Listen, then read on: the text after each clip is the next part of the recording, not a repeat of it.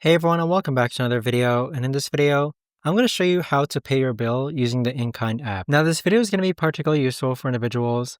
Let's say that you're at a restaurant and you want to go ahead and pay for the bill. Let's say that I'm at Saffron the Eatery and they're going to give me 20% back in rewards.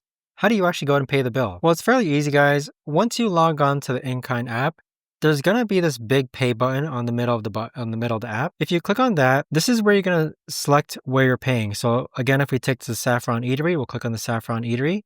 We're going to enter the bill amount, then click on next. We're going to enter the amount of the W want to tip and then find the server name here. Then click on review transaction. And then this is when you're going to actually pay the amount. Now, the other way you could actually go ahead and make a payment is that if you actually go ahead and start from this screen here and then click on the Saffron the Eatery, you could actually click on pay bill and then you can do it the same amount here, or let's actually take a different restaurant actually, for example.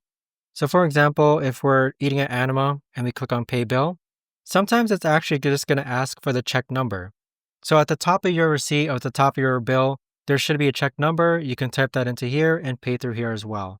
So depending on the restaurant, there's multiple ways you could actually pay the bill, but there you have it. But that right there, guys, is the best and easiest way that I know of to actually go ahead and pay your bill through the InKind app. If you guys know of a better, easier way to actually do this, let me know in the comments down below. I would love to know. Thanks so much for watching, everyone, and I'll see you guys all in the next